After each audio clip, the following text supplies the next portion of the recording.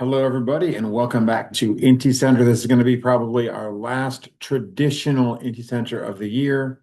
We got one set of games after this one. We will try to do that one as a live broadcast. And then, of course, the playoffs we'll do live as much as we can. So this is probably the last time we will come to you from Echo Base reporting the results that have already happened. Now, we told you in thread that the accurate length of a Star Destroyer belongs to the New York State Mound as regular season champion. So let's go ahead and kick it off with Sandlot this week. To get us going, we got Raise the Jolly Roger, who get a combined effort from Red Faber and hashtag for Wilbur Wood to limit brand new ball players to 1 run on 6 hits. That's going to outshine the 2 runs allowed from Max Scherzer as Jolly Roger punctures the playoff hopes of the brand new ball players with that 2-1 win in the opener with a 2-run homer from Alfonso Soriano, their only source of runs in the game. But hope remains for the brand new ball players because when Jack Clemens used the power of hemorrhoids to fuel a 2-run single in the 8th to snap a 4-4 tie, that sent San Diego to their 4th straight defeat and kept the ball players from losing any more ground. City of Ostenard, they keep themselves a game ahead of those Shack Barons as they get a 2-run double from Tip O'Neill to tie it in the 7th, and then a walk-off homer from We Goin' Sizzler, George Sizzler, in extra innings to win it. They don't have nearly as much trouble in the second game of that series. We already told you about this game a little bit. That's the game where Nap Lajoie hits for the cycle. In addition to that, they get home runs from Paul Hines, Tip O'Neill, Ed Smartwood, and checks notes, Buddy Bell, Buddy freaking Bell with the homer.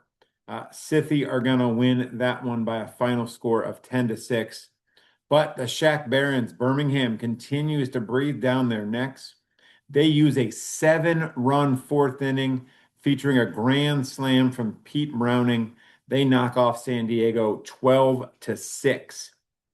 Now, the brand new ball players would down Jolly Roger 3-2, thanks to bad fundamentals from Cal Ripken Jr. in the 9th inning. A baseball sentence I thought would never be uttered. That tightens up the playoff race, and it would get even tighter on our final game this set. A 2-run homer from Roberto Clemente pulls Jolly Roger to within 5-4. And in the 9th, Clemente gets a leadoff single, but Jim Rice hits into a double play. Kirby Puckett flies out. The brand new ball players hang on for a 5-4 win. Elsewhere, the Shack Barons absolutely take San Diego Surfers to the woodshed. They score 7 runs in the 1st inning. They knock out Sandy Alcantara after he gives up 9 runs on 9 hits and doesn't record an out in the 2nd inning. Slim Jones is going to go the distance in that one when he throws a 4-hit shutout. The Shack Barons win that one 15-0. You take that result, you combine it with an 8-3 win for Game of Throws over Scythy, and that means we've got a log jam at the top and we've got a tight race for that 4th and final playoff spot. Scythy of Ostenard and Birmingham Shack Barons both sit at 98-60. They are tied for 1st place in Sandlot with 4 games to play. The losers of 6 in a row, San Diego Surfers, sit at 73-86. They are 1 game ahead of brand new ball players. They each have 3 games to play. And as we said before, Demon Bags, they take 2 out of 3 from Atlanta, including one absolute whooping in that series. But they are locked into 3rd place. They're going to be going on the road to open up the series against either Scythy or Birmingham. Now, with the New York State Mound winning that Glove Shido title and the Gales locked into 2nd place, what is going to happen with the battle for those final 2 playoff spots? Let's Play 2. They get the start to this series they wanted. Nolan Ryan gives up 3 runs on 8 hits. He goes 7 2/3 innings. He strikes out 11. Hank Aaron, Ernie Banks, they each homer, and Let's Play 2 drops Albuquerque 5-4. Every City Bandwagoners get a 3-run homer from Al Rosen in their resumed game against Reseda. They win that one 5-2. The Enhancers, though, they don't keep pace on day one. They can't get it done against the Gales. Jacob deGrom drops the decision against Sam Streeter in a 5-3 win for the visitors. Now, Rube Waddell makes sure the Enhancers don't drop two in a row in that series. He goes 8 innings. He gives up 1 run on 3 hits. Zach Britton gets a 1-2-3 ninth. Burt Blyleven is saddled with a hard luck loss in that one.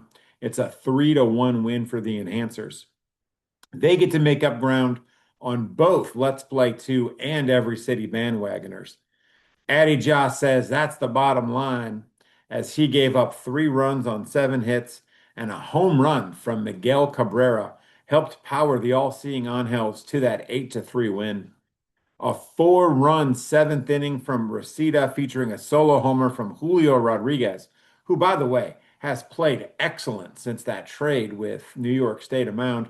I think he's actually playing better with Reseda than George Brett is playing with State of Mound. Just want to throw that out there.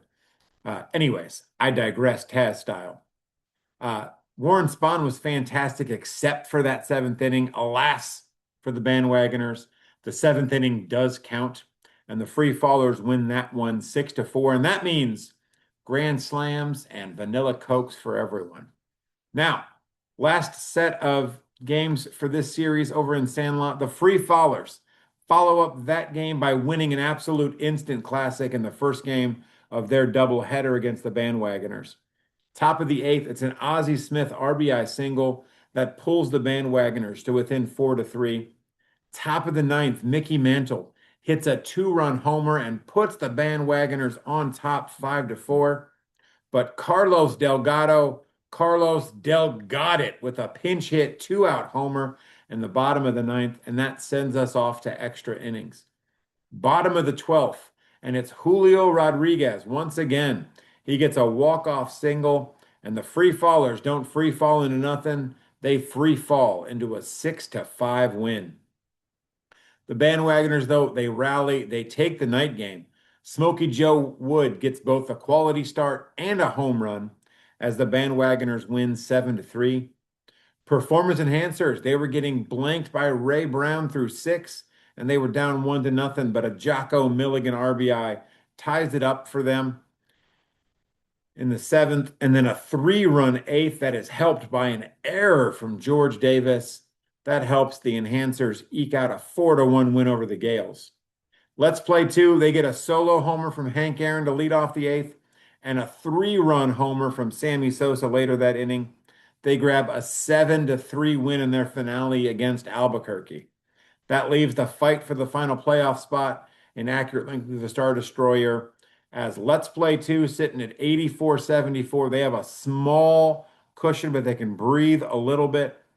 Performance enhancers are sitting at 83-75. They have a 1-game lead over the bandwagoners, who sit at 82-76. 5 games back with 4 to play means the all-seeing Angels of Hernandez are officially eliminated. Fantastic season. They showed so much improvement from this year compared to last year. Look out for these guys next year. Maybe they can trade for Stan Musial in the offseason and get an MVP season out of him next year. Is this tampering? I don't know. I don't think the commission can tamper, and I'm just saying Stan Musial feels like he belongs, like he would be right on that team. Just saying, just saying, just saying. Also, just saying, that's going to do it for IntyCenter. We will see you next time, not for a whip around FODEUSS, but for a live broadcast of the final games of the regular season.